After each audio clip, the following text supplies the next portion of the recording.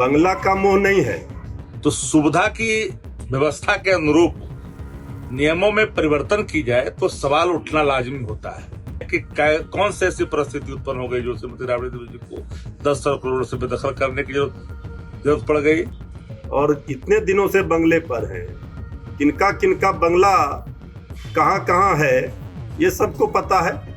माने सत्ता का खनक दिखाना चाहती है सत्ता प्रतिष्ठान कि हम आपको बेदखल करेंगे, आपको अलग करेंगे। लेकिन लोकतंत्र लोक लज्जा से चलता है। लोक लज्जा को तिलांजी देकर के लोकतंत्र में कोई आस्था व्यक्त करे ये कतई आम जनों को स्वीकार नहीं है। तो श्रीमती राबड़ी देवी जी को आप अपमानित करना चाहते हैं, कर लीजिए अपमानित, इससे मिलना नहीं कुछ है। लेकिन बंगले खाली कराने को लेकर के सरकार बेचैनी में है। बीते दिन भवन निर्माण विभाग के तरफ से राबड़ी आवास खाली करने का नोटिस मिला। राबड़ी देवी जो लगभग 15 सालों से ज्यादा समय से 10 सर्कुलर रोड राबड़ी आवास में रह रही हैं, अब उस आवास को खाली करने का फाइनल नोटिस लालू परिवार को मिल गया है। लालू परिवार अब कहां जाएगा, अब इसको लेकर सबसे बड़ा सवाल है। देखिए, बिहार में एक नया बवाल खड़ा हो गया है। भवन निर्माण विभाग के तरफ से जारी हुए नोटिस के बाद राजद के नेताओं ने एनडीए पर हमला बोला है। राजद के प्रवक्ताओं ने कहा है कि ये सत्ता की हनक में फैसले लिए जा रहे हैं।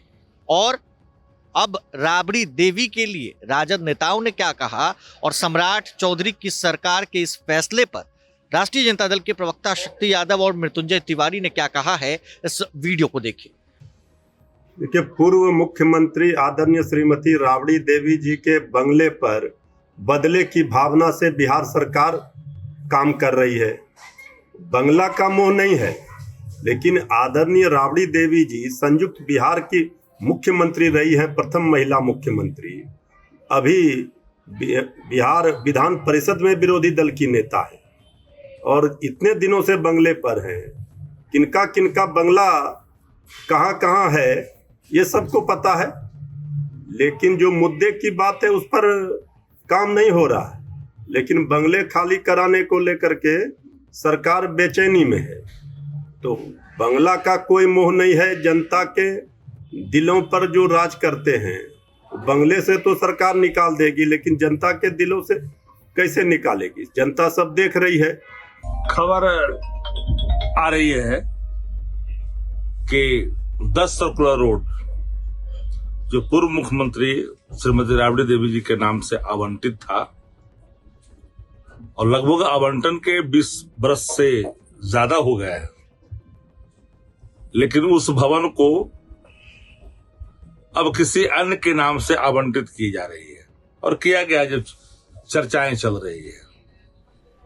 सवाल यह उठता है कि ऐसी कौन सी परिस्थिति उत्पन्न हो गई जब खुद नेता प्रतिपक्ष है बिहार विधान परिषद में पूर्व मुख्यमंत्री श्रीमती राबड़ी देवी जी और दो पूर्व मुख्यमंत्री 10 सर्कुलर रोड में रहते हैं, तो बदलने की क्या जरूरत आन पड़ी गई। जो कर्णांकित भवनें थी उप मुख्यमंत्री के नाम से, वो तो आज मुख्यमंत्री आवास का हिस्सा बन गया। जो स्पीकर के थे कर्णांकित, वो किसी मंत्री के नाम से आवंटित हो गए। जो पूर्व मुख्यमंत्री थे वो दूसरे भवन में चले गए। तो सुविधा की व्यवस्था के अनुरूप नियमों में परिवर्तन की जाए तो सवाल उठना लाजमी होता है। और हर बिहार का हर व्यक्ति यह सवाल कर सकता है कि कौन सी ऐसी परिस्थिति उत्पन्न हो गई जो श्रीमती राबड़ी देवी जी को 10 करोड़ से बेदखल करने की जरूरत पड़ गई। माने सत्ता का खनक दिखाना चाहती है सत्ता प्रतिष्ठान कि हम आपको बेदखल करेंगे, आपको अलग करेंगे। सरकार हमारी है, जो चाहे कानून को रौंदे या जैसे चलाए हम चल सकते हैं। हालांकि ये बात सत्य है कि इन दिनों जो इंसाफ है वो निर्णय बदल गया है। आजकल इंसाफ नहीं होता है, निर्णय दिए जाते हैं। और निर्णय और इंसाफ में काफी अंतर होता है। आज लोग निर्णय के अधीन हो गए हैं, इंसाफ के लिए तरसते, इंसाफ मिलता नहीं है। श्रीमती राबड़ी देवी को अपमानित करने के लिए, राजद को अपमानित करने के लिए, सरकार का इकबाल दिखाने के लिए आपने 10 करोड़ का किसी नाम से आपने आवंटित कर दिया किसी को। यह ओछी राजनीति है। घृणित राजनीति है। कोई व्यक्ति अमृत पी करके नहीं आया है, सत्ता का आना जाना लगा रहता है। मैं मानता हूं कि सत्ता में बैठे लोग इन दिनों हर संस्थानों को अपने अधीन रख करके काम करते हैं, लेकिन लोकतंत्र लोक लज्जा से चलता है। लोक लज्जा को तिलांजलि देकर के लोकतंत्र में कोई आस्था व्यक्त करे, ये कतई आम जनों को स्वीकार नहीं है। तो श्रीमती राबड़ी देवी जी को आप अपमानित करना चाहते हैं, कर लीजिए अपमानित, इससे मिलना नहीं कुछ है। अपजस के सिवा जस नहीं मिलनी है। थोड़ी देर के लिए आपके कलेजे में ठंडक हो सकती है कि हमने 15 वर्षों तक जो बिहार में मुख्यमंत्री के रूप में शासन किया, उसको हमने माने नियम के विरुद्ध जाकर के हमने अलग कर दिया, सत्ता का खनक दिखाया। यही बात हो सकती है और कुछ नहीं हो सकती है। खैर, विभाग ने जारी किया अधिसूचना, करें। अब तो कोई दरवाजा भी नहीं खटखटाया जा सकता है, क्योंकि इंसाफ आजकल मिलता नहीं है, आजकल निर्णय सुनाया जाता है।